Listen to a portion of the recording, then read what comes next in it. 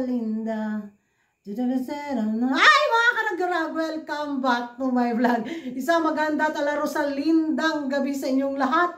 Mula dito sa Lasak City, huwag kayong magtaka sa ating minupusal distraction look for tonight's vlog mga karagara. Kasi nakita ko nga yung pasabog ni Chelsea Manalo, ang ating pambato sa Miss Universe 2024 na kung saan ala Rosalinda. Ay, grabe buang-buang. Kaya ko nung sa kabataan ko yung palabas na Rosalinda ba. Ay, tapos yun, nakita ko yung pasabog ni Chelsea. Ay nako, wag patatalo ang ating minupusal distraction look. Ito yung nagminupos na si Rosalinda.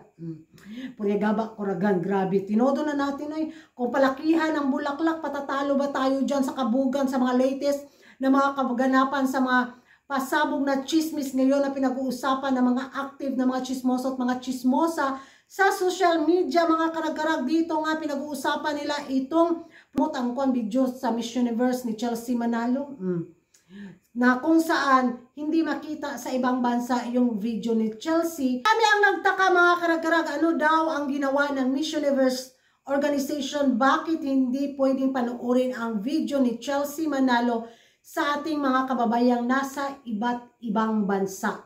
O bakit sa Pilipinas lang daw? So, base naman doon sa kanila mga explanation, sinabi nila baka iwas bashing lang daw yung ginawa ng Miss Universe organization kasi hindi lang naman kay Chelsea yung pa-video na tayo mga Pilipino lang dito sa Pilipinas ang pwedeng maka-view. So, yung mga ibang pa-video din na mga kandidata, gaya ni na Opal, yung mga kandidata ang kalaban ni Chelsea, sa Indonesia, sa Vietnam, sa Europe, sa mga Latin.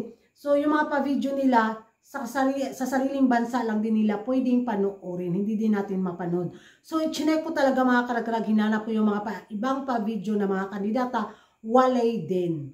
So, yung explanation nila para maiwasan daw yung bashing sa social media sa mga kandidata, masyadong mababaw na dahilan yun para gawin yun ng Miss Universe organization. Kasi kung bashing lang yung pag-uusapan, medyo makapal naman talaga yung apog at mukha ng Miss Universe organization, di ba? Sanay na yan sila sa mga bashing system galore sa social media. Siguro pinoprotektahan nila yung kandidata na lalaban ngayon sa corona sa Miss Universe 2024, but hindi yun sa akin mga karagaraga kasi nga sila naman yung nagsimula, di ba?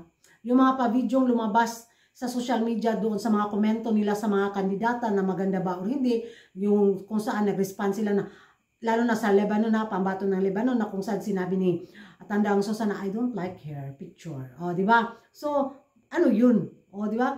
So, parang sa sariling opinion ko lang, sa sariling explanation ko lang mga karag-karag, sa sariling pananaw at paniniwala ko lang, siguro ginawa ito ng Miss Universe organization na yung mga pa-video na mga kandidata to promote the Miss Universe 2024 ay sa sariling bansa lang natin mapanood at doon din sa mga kapwa kandidata ni Chelsea, baka sinubukan ng Miss Universe organization i-check kung sinong bansa ang may maraming suporta ng mga fans, kung kaninong video ang may malakas at mataas na views at likes, kung kaninong videos yung may malakas na engagement sa social media na makatulong sa Miss Universe product sa pag-promote din sa kanilang mga produkto.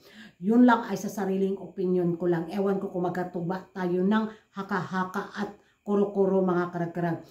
Parang masyadong mababaw yung bashing na excuse. Dahil kung pagtuma-tumain natin yung mga kaganapan sa Miss Universe, di ba? Sila yung nagsisimula kung paano i-bash din yung mga kandidata base nga sa kanilang mga reaksyon.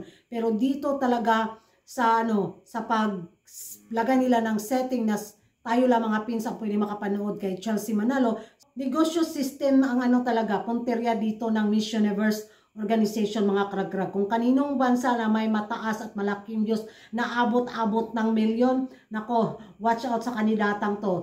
Tiyak pasok sa timplada ni na Hello, the Universe ni Paring Raul at ni Tandang Sosa. Sasabihin nila, oh, this girl will help us to gain more profit in the Miss Universe organization. This girl will give us too much money. Oh, ganon. Huwag yung mga bashing-bashing. So, sure mga karagaragoy, naghahanap ang Miss Universe organization ng isang kandidata na may malakas na hatak sa social media ba na kayang ipromote ang Miss Universe product, o di ba yung mga pa-lipstick galore nila, yung mga pa-perfume galore nila, o yung mga pa-bag galore nila, ano pa yung mga mascara system galore nila, yung mga ano pa yung mga binibita, mga scarf galore ng Miss Universe, yung mga product na pinospitaw at na-vlog ko nung mga karaang mga buwan pa.